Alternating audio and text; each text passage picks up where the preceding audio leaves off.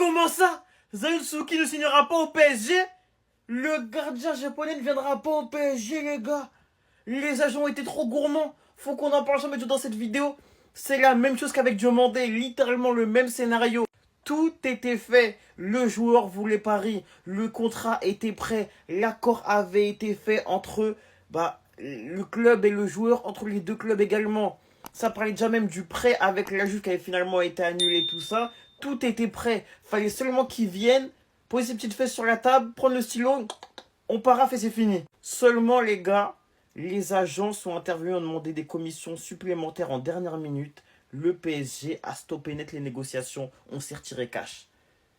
Alors attention, c'est une très bonne chose. Le PSG est une grande institution aujourd'hui, on ne la fait plus au PSG. On arrête de vouloir gratter de l'argent sur le du PSG, c'est terminé. C'est une très bonne chose. Mais en fait, dans ma tête, c'était déjà fait en fait. Genre, rendez-vous compte à quel point pour moi, genre, c'était déjà terminé. Après, c'est une bonne chose. Le PSG envoie un vrai message aux agents des joueurs qui voudront à l'avenir signer au Paris Saint-Germain. Ne cherchez plus à nous entuber. Cependant, les gars, je le répète, c'est waouh. Genre, c'est choquant. Là, je suis vraiment choqué. Tout tonnerre, Zion Suzuki ne va pas signer au Paris Saint-Germain. Alors que le transfert était conclu avec son club de Parme, le Paris Saint-Germain a décidé de laisser tomber le dossier. Et pour une raison très simple, ses agents ont réclamé 5 millions d'euros alors que le deal était conclu avec Parme. Voulant profiter donc de l'accord entre les deux clubs, les agents du joueur ont estimé qu'ils pouvaient avoir un petit bonus. Une manœuvre de très mauvais goût que n'a pas du tout apprécié le Paris Saint-Germain, qui a donc décidé de laisser tomber le dossier, car le Paris Saint-Germain a non seulement décidé de ne plus surpayer les joueurs, mais les agents non plus, et ça, visiblement, les agents du japonais ne l'avaient pas compris. Déjà en début de mercato, le Paris Saint-Germain avait laissé tomber le dossier Yann Diomandé parce que justement, un accord était sur le point d'être conclu entre son club de Leipzig et le PSG, qui a complètement capoté quand le Real Madrid est rentré dans le dossier avec 120 millions d'euros sur la table, et que le club allemand a demandé au Paris Saint-Germain de s'aligner sur cette offre, mais également que des agents et intermédiaires du joueur sont rentrés dans le dossier. Si pendant des années, le Paris Saint-Germain a été taxé de club pigeon, depuis quelques années, le Paris Saint-Germain a décidé de complètement stopper cette politique en faisant venir des joueurs à 50-60 millions d'euros. Si on prend par exemple l'équipe type du Paris Saint-Germain, aucun joueur n'a coûté plus de 70 millions d'euros. Et sur ce mercato, le Paris Saint-Germain n'aura pas dépensé plus de 50 millions d'euros pour un joueur. C'est ce qu'aujourd'hui les dirigeants parisiens estiment être le juste prix pour acheter des joueurs. Une façon de faire et une mentalité qui déroge complètement de l'inflation actuelle du marché des transferts, avec des prix qui ont complètement explosé pour des joueurs qui n'ont encore rien prouvé. Paris ne veut absolument pas participer à cette surenchère et à l'explosion des prix, que ce soit pour les joueurs comme pour les agents, et il serait grand temps désormais que tout le monde le comprenne. Waouh. Déjà, abonnez-vous, c'est important la famille, vous savez déjà, mais ça, je pense que personne l'a vu venir en fait. Zion Suzuki ne signera finalement pas au Paris Saint-Germain en fait. Il vient plus, c'est fini. On peut voir, hein, Zion Suzuki ne signera finalement pas au Paris Saint-Germain. Les commissions réclamées par les agents du gardien au dernier moment jugées trop élevées ont fait capoter le transfert. Paris se retire directement du dossier. On avait également envoyé un vol privé en Italie pour que Suzuki voyage pour faire ses examens médicaux. Il a eu l'autorisation par Parme, mais l'accord est maintenant en péril en raison de problèmes du côté du joueur. En tout cas, selon Jamel, source très fiable du Paris Saint-Germain, alors que tout était prêt, accord total, jet privé, visite médicale et patati et patata, les négociations directement stoppées comme a déclaré Fabrizio King, ces agents ont réclamé des commissions astronomiques. Pour utiliser le terme astronomique, MDR. Je vais vous montrer ce qu'ils ont fait. Les agents de Zion Suzuki ont demandé 5 millions de commissions en plus du transfert de 35 millions.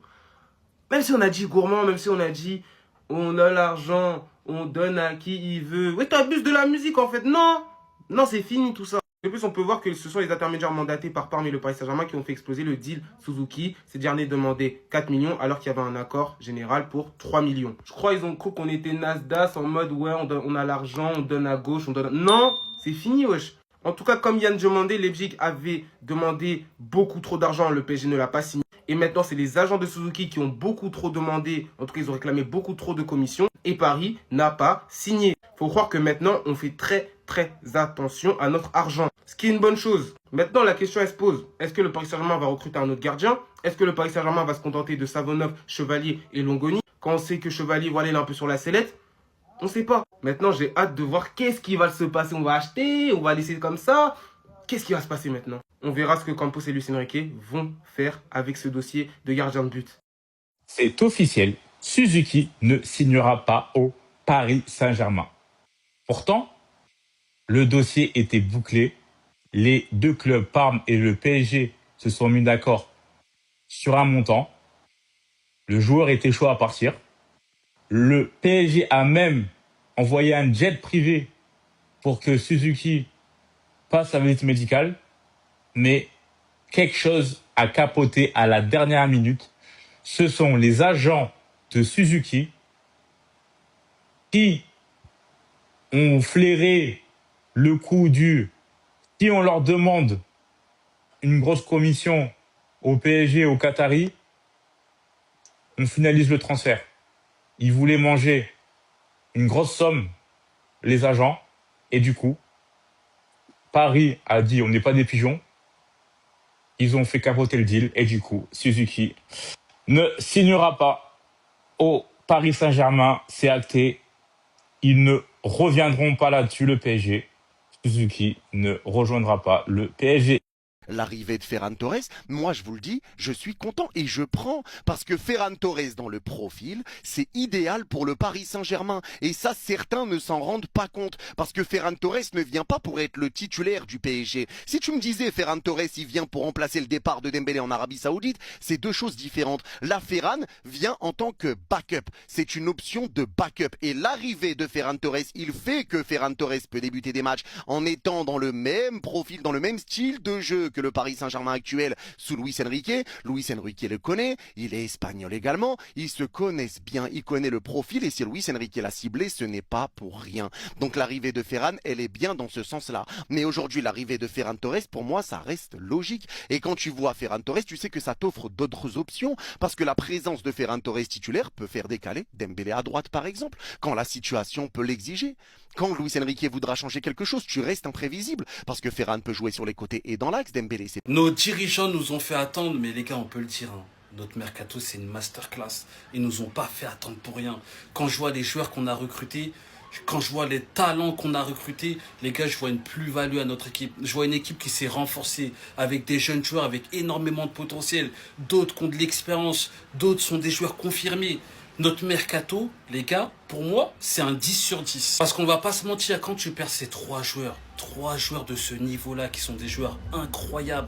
Gonzalo Ramos, c'est l'un des meilleurs super subs que j'ai vu de ma vie. Tellement il était incroyable quand il est rentré en fin de match. Kanguini, qui est un très très bon remplaçant. Il était important aussi quand il est rentré, surtout son coup de pied arrêté. Et Bradley Barcola, avec son talent, avec son profil, il lui manque juste la finition à corriger. Déjà, juste le considérer comme un remplaçant, c'était dur, mais c'est la réalité, c'est un remplaçant. En tout cas, quand tu perds ces trois joueurs-là, derrière, faut bien travailler. Et on va pas se mentir, Nasser, Campos et Luis Enrique ont très très bien bossé. Je vois l'équipe A, l'équipe titulaire, l'équipe qui a fait le back-to-back. Et quand tu vois l'équipe B avec les remplaçants, God, Torres, Akliouche, Dro, Mayulu, Zaïre Emery, Jean, Peralto, Hernandez, Zabarni, Suzuki, il n'y a qu'une chose à dire, on est prêt. Ça commence fortement à sentir le roussi pour Bradley Barcola au Paris Saint-Germain parce que Luis Enrique vient de faire une sortie. Quand un joueur n'a pas le sourire en arrivant ici, il vaut mieux chercher une autre solution et je pense sincèrement qu'il vise Bradley Barcola. Parce que Barcola, depuis qu'il est revenu de ses vacances, il tire la tronche. Alors je ne lui en veux pas, il a déjà la tête ailleurs. Mais on le voit que Bradley n'a plus envie de rester au Paris Saint-Germain tout simplement. Et ça les gars, c'est une information de Sacha Tavolieri, effet boomerang. L'arrivée de Mika Götze au Paris Saint-Germain accélérera les discussions avec Liverpool pour Bradley Barcola. Les Reds visent à soumettre une nouvelle proposition qui pourrait servir de base de négociation. Paris attend l'offre. Alors je crois qu'ils ont envie d'envoyer 138 millions. J'ai cru voir ça, hein. Mais le Paris Saint-Germain va se montrer gourmand comme j'ai pas arrêté de vous le dire. Et concernant la dernière information, c'est concernant Mika Götze parce que le joueur espère jouer le trophée des champions dimanche. Il espère arriver à Paris entre aujourd'hui et demain pour avoir une chance d'être intégré au groupe face à Lens. Alors bien sûr, Ferran Torres, lui, ne pourra pas participer à ce match face à Lens. Il est d'ailleurs déjà en pleine forme physiquement, oui, parce qu'il s'est préparé avec l'Ajax. J'ai un message pour tous les supporters du PSG et partagez-le les gars parce qu'à un moment donné, il va pas falloir qu'on tombe dans ce piège. Vous avez vu, Paris vient de gagner la Super Coupe d'Europe en battant Aston Villa et il n'y a eu aucun article dans la presse. En gros, c'est devenu comme une sorte de normalité de voir le PSG gagner la Super Coupe d'Europe. En mode, c'est une coupe qui sert à rien. On a même entendu Riolo nous le dire sur l'after. Qu'en gros, tous les supporters du PSG n'en auraient rien à foutre si Paris perdait la Super Coupe d'Europe contre Aston Villa. C'est absolument pas vrai. Les gars, faut pas banaliser ça. Faut pas banaliser. Vous savez, moi, je supporte le PSG depuis les années 90.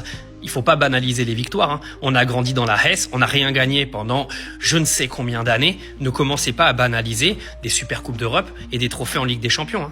Parce que je peux vous dire que demain, on est dans la merde. Parce que Paris ne pourra pas faire mieux que ce qu'ils font aujourd'hui.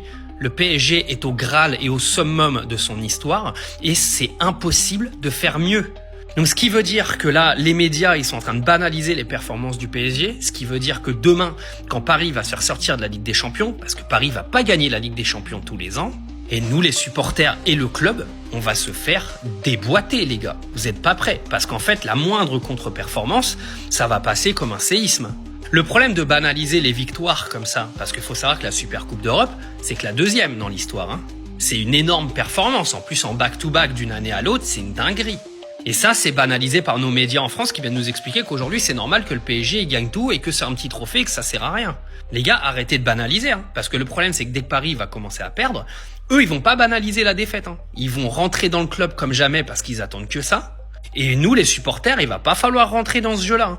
Le titre en Super Coupe d'Europe, c'est un super titre. Et chaque trophée qui est gagné par le PSG, le moindre trophée, les gars, faut le prendre. Il faut arrêter de banaliser. À la limite, les gars, le trophée des champions, bon. Mais tout ce qui touche à des trophées continentaux, européens, etc., ne banalisons pas ce genre de performance. Parce que croyez-moi qu'on a vécu la merde pendant des décennies. Là, c'est un moment de gloire. Faut en profiter. Il va y avoir des cycles. Et il y a des cycles où ça ira moins bien pour Paris. Il faudra être solide, les gars. Faut arrêter de croire que ce qui se passe aujourd'hui, c'est normal. Non, ça fait partie d'un cycle exceptionnel de l'histoire du club. À un moment donné, la roue, elle va tourner parce que c'est pas possible que ça reste comme ça pendant 10 ans. Et c'est pour ça qu'il faut apprécier tout ce qui est gagné aujourd'hui. Mais vraiment. Ferran Torres vient à peine de signer au PSG et il est déjà à l'entraînement. L'officialisation a eu lieu samedi matin et en parallèle, on l'a aperçu à l'entraînement. Là, on peut voir Akliouche, Lucas Digne et lui-même se faire un petit peu bisuter, c'est un peu la tradition. On voit qu'il est en jambes, qu'il est actif, qu'il s'intègre plutôt rapidement à l'effectif, comme vous pouvez le voir sur les images. C'est plutôt rassurant, sachant que la saison a déjà repris. Il a signé au Paris Saint-Germain pour 5 ans jusqu'en 2031. Moi, je pense que c'est une bonne chose parce que c'est un bon joueur, il est polyvalent, il n'a que 26 ans. Je pense que Luis Enrique sait comment le gérer. Et surtout, au final, il n'aura coûté que 50 millions, même s'il lui restait qu'1 an de contrat. Donc voilà, même s'il fait 2 ou 3 saisons au PSG, on pourra facilement le revendre et éviter le moins-value. Et dire qu'il y a quelques semaines, beaucoup critiquaient le mercato du PSG. Et depuis, le PSG aura ramené Lucas Digne, Akliouche, Ferran Torres et bientôt le gardien japonais Suzuki et la pépite Mika Goss. Et cette pépite va valoir maximum 55 millions d'euros avec les bonus. Plutôt pas mal quand on sait que le PSG va certainement vendre Barcola à plus de 120 millions d'euros. Enfin bref, je suis très content que Ferran Torres soit déjà opérationnel et sur les terrains avec le maillot parisien. Et surtout, hâte de voir toutes les recrues à l'œuvre sur cette nouvelle saison qui arrive. Tu peux pas savoir à quel point cette info, elle me fait plaisir. C'est pas juste une info de transfert comme ça. C'est tellement plus. Ça représente tellement plus. Parce que oui, Zion Suzuki, notre portier international, notre portier de la sélection, vient d'être transféré du côté du Paris Saint-Germain pour 35 millions d'euros. Oui, il va être prêté cette saison. Et sûrement qu'il sera à la Juve ou d'autre part. Mais il va avoir son prêt, il n'y a pas de souci. Mais c'est tellement plus que ça. Là, ça veut juste dire une chose. C'est le gardien de la sélection pour les 10 prochaines années. C'est le meilleur gardien qu'on a, il n'y a pas débat. Mais là, il a été reconnu à sa juste valeur. Là, il a été acheté par le double champion d'Europe en titre, le Paris Saint-Germain.